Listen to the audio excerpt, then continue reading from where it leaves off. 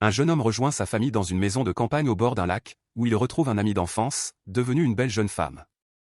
Cependant, ses tentatives pour l'impressionner pourraient le conduire à sa perte. Bastien et sa famille se rendent à la campagne pour passer l'été dans la maison au bord du lac d'un ami. À leur arrivée, ils sont perplexes de constater qu'il n'y a personne et que l'électricité est coupée. Néanmoins, ils s'installent, et les parents se baignent même dans le lac malgré l'obscurité du soir. Une tempête se forme peu après leur arrivée, et la famille dort sous la pluie. Au milieu de la nuit, Bastien se réveille et aperçoit une silhouette ombragée d'une jeune femme devant lui. La silhouette se couche ensuite à côté de lui, et Bastien se rendort. Le matin, il découvre que la meilleure amie de sa mère et propriétaire de la maison, Louise, est revenue. Alors qu'il prépare le petit déjeuner, Bastien demande à sa mère, Violette, sa console de jeu, et elle lui indique le piano où elle l'a laissé.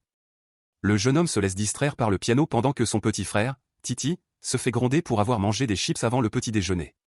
Louise demande à sa fille, Chloé, si elle a réveillé les garçons la nuit dernière, mais la jeune femme se plaint simplement de leur présence dans sa chambre. Elle retourne ensuite dans sa chambre, mais sa mère lui ordonne d'emmener les garçons au port, menaçant de lui confisquer son téléphone si elle ne le fait pas. N'ayant pas le choix, Chloé obéit. Pendant que Titi joue au bord du lac, Bastien regarde Chloé profiter du soleil. Son frère lui montre alors les pierres qu'il a collectées, et Bastien l'encourage à en ramasser d'autres, affirmant qu'ils pourront les vendre. Après que son frère soit parti, Bastien propose un verre à Chloé.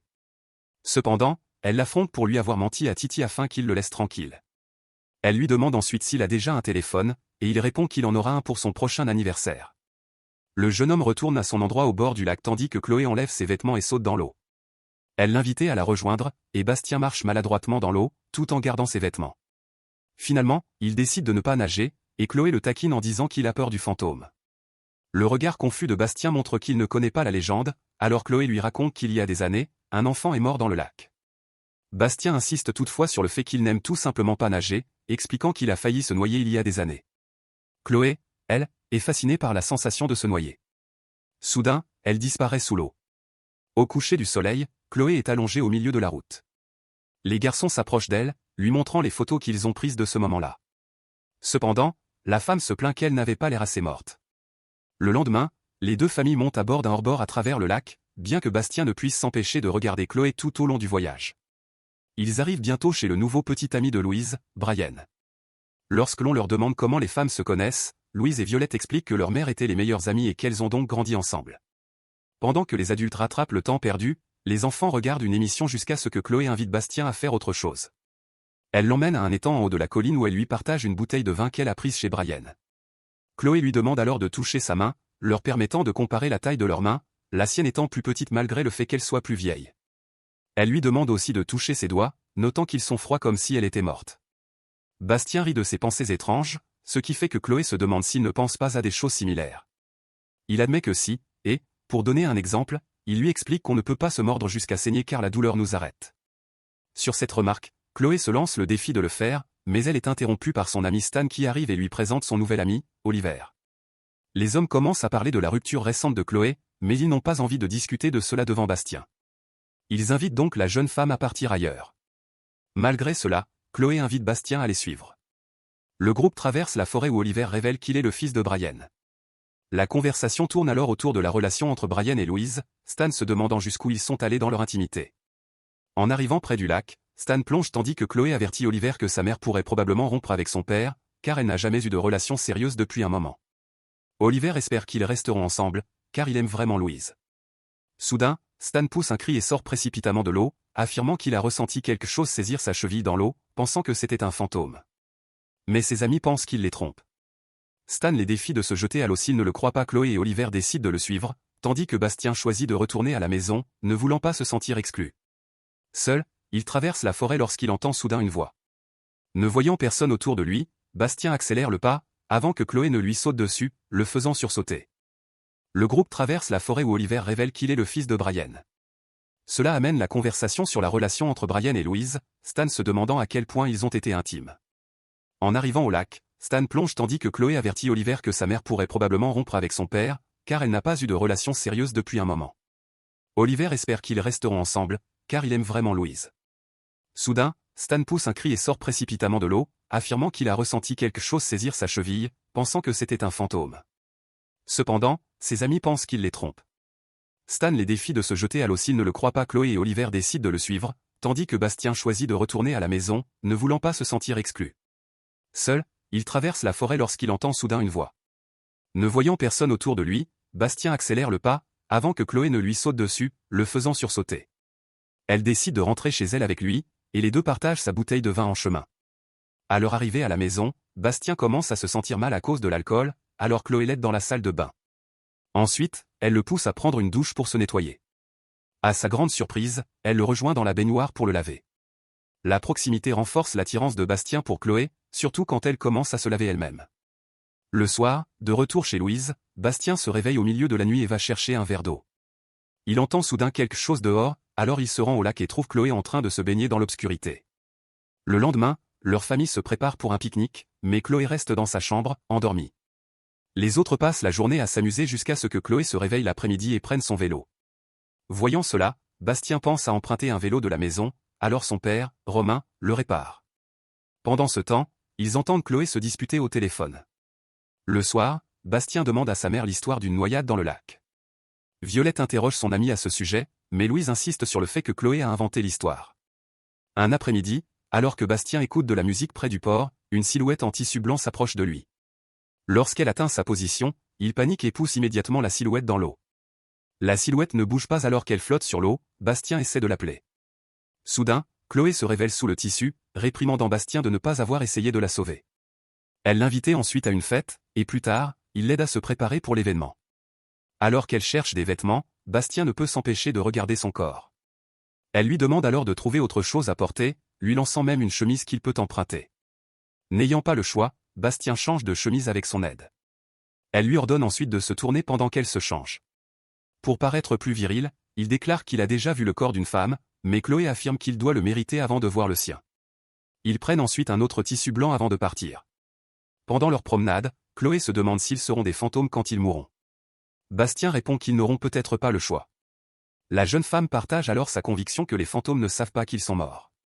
Ils arrivent bientôt à la fête où Chloé offre un verre à son invité.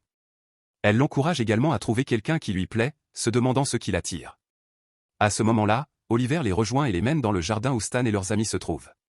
Les hommes commencent à partager des vidéos douteuses entre eux, et Stan propose même à Bastien de les regarder malgré les protestations de Chloé. Bien qu'il n'aime pas ce qu'il voit, Bastien fait semblant de ne pas être dérangé. Oliver remarque alors qu'il ressemble à Chloé, et la jeune femme commence à traiter son ami comme un frère. Au fur et à mesure de la soirée, Chloé aperçoit son ex-petit ami, Jackson, avec une nouvelle femme. Cela la pousse à boire davantage et à accepter l'invitation d'Oliver à danser. Elle entraîne Bastien avec elle et il se mêle à la foule qui danse sur la musique. Avec Bastien portant un masque de fantôme et étant sous l'influence de l'alcool, il devient confiant et commence à impressionner la foule avec ses mouvements. Bientôt, il se fatigue de danser, alors il reste en retrait et regarde Chloé s'amuser avec Oliver. Ressentant de la jalousie, Bastien retourne dans la foule mais se fait accidentellement donner un coup de coude au nez par un danseur.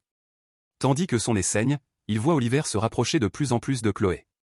Pour calmer ses émotions, Bastien quitte la fête et se mord la main, osant se faire saigner pour prouver qu'il est fort. Cependant, cela ne fonctionne pas. Il trouve ensuite un cerf-mort sur la route, apparemment écrasé. Bastien l'ignore et continue son chemin vers la maison. Plus tard, alors qu'il dort, il se réveille en constatant qu'il s'est un peu trop excité à cause de son rêve. Il se nettoie dans la salle de bain, mais avant de pouvoir s'habiller, il entend Chloé rentrer chez elle. Hâtivement, il retourne dans son lit, ne se couvrant que d'une couverture avant que la femme n'entre dans la chambre. Il lui demande comment s'est passée la fête, et elle explique qu'ils ont arrêté de danser peu après son départ. Les voisins se sont plaints du bruit, et ils ont dû mettre fin à la soirée. Chloé ajoute qu'elle a vu son ex-petite amie là-bas, ce qui pousse Bastien à lui demander pourquoi ils ont rompu. Elle l'invitait à venir dans son lit pour qu'il puisse parler sans réveiller son frère, et Bastien utilise soigneusement la couverture pour se couvrir.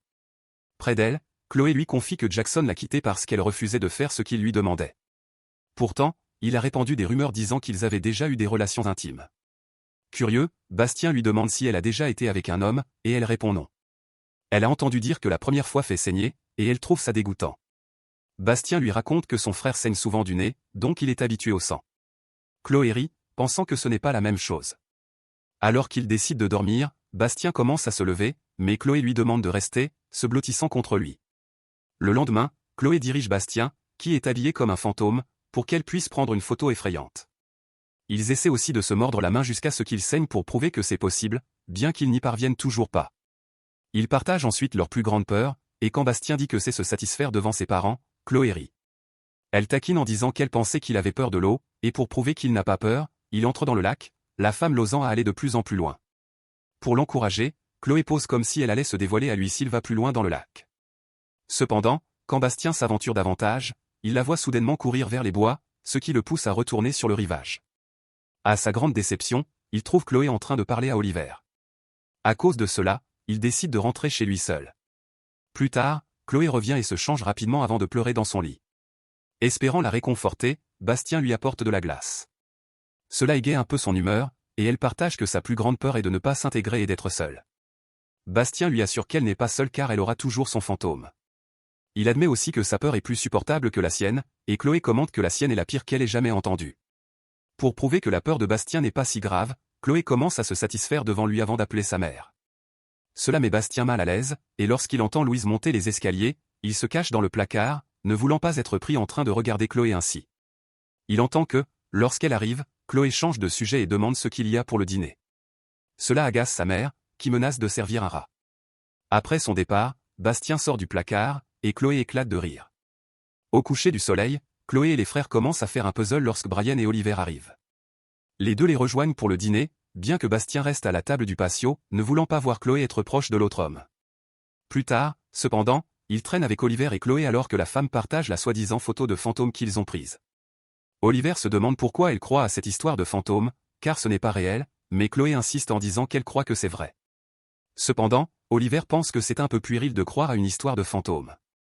Cela pousse Chloé à s'excuser et à aller chercher une boisson, laissant les deux hommes seuls. Oliver saisit l'occasion pour conseiller à Bastien d'aller se coucher, mais le jeune homme refuse, ne voulant pas laisser Chloé seule avec lui. Oliver mentionne alors que Chloé semblait s'être révélée à Bastien plus tôt, se demandant s'il l'avait fait. Bastien ment en disant que oui, ce qui pousse Oliver à le féliciter. Chloé revient avec des boissons et propose un concours pour savoir qui peut se mordre jusqu'à saigner. Plus tard, Bastien lave le sang de sa main, car il semble avoir fait ce qu'il avait dit. Alors qu'il se prépare à se coucher avec Chloé, elle avoue qu'elle ne veut pas qu'il parte. Bastien partage ce sentiment. Soudain, Chloé éteint les lumières, enlève son chemisier, et laisse Bastien la toucher. Elle l'embrasse ensuite avant de lui permettre de se satisfaire devant elle. Après cela, Chloé se lave et allume les lumières, riant de sa rencontre avec Bastien. Cela le rapproche encore plus d'elle, et ils passent la nuit à la regarder dormir. Les deux passent le reste de l'été à s'amuser ensemble, développant un lien étroit. Bientôt, cependant, les parents de Bastien discutent du retour à la ville le jour suivant. Pendant le déjeuner, Chloé reçoit également un message inquiétant qui la pousse à quitter la table. Inquiet, Bastien la suit jusqu'à la cuisine, mais Chloé l'appelle menteur avant de partir précipitamment. Elle prend son vélo pour faire un tour afin de clarifier ses pensées et ne revient que tard dans la nuit. En entendant son arrivée, Bastien fait semblant de dormir, seulement pour découvrir que Chloé a simplement pris sa veste avant de repartir. Cette fois, Bastien la suit jusqu'à un feu de camp où elle est avec ses amis. En le voyant, Stan l'accueille dans leur rassemblement et évoque les rumeurs selon lesquelles il aurait couché avec Chloé. C'est apparemment ce qui a mis la femme en colère contre lui, alors en le voyant, Chloé évite Bastien. Au cours de la nuit, Bastien observe Chloé se rapprocher d'Oliver, ce qui le rend jaloux. Les deux finissent par se rendre dans les bois, et Bastien s'inquiète de ce qui va se passer entre eux. Il essaie d'ignorer cela et de se lier avec les autres, essayant même de fumer pour la première fois. Bientôt, le jour se lève, marquant le dernier jour du séjour de Bastien là-bas. Il se rend au lac où il trouve Chloé en train d'embrasser Oliver. Soudain, l'un des autres demande à Oliver s'ils peuvent voler du vin chez son père. Cependant, au lieu de simplement se rendre chez lui, les autres osent nager à travers le lac jusqu'à la maison de Brian. Bastien hésite, mais quand les autres l'encouragent à les suivre, il tente prudemment de nager dans le lac. Cependant, il est trop lent et ne peut pas suivre, finissant par disparaître dans l'eau. Après un certain temps, Violette et Romain emballent leurs affaires et disent au revoir à Brian et Louise. Avant de retourner en ville, ils visitent l'autre côté du lac avec Titi où se trouve un mémorial pour Bastien, qui est devenu le garçon qui s'est noyé dans le lac selon l'histoire de Chloé. Comme dans son histoire, le fantôme de Bastien a du mal à accepter qu'il soit déjà mort. Il court désespérément vers la maison de Chloé où il trouve la femme toujours en deuil pour lui.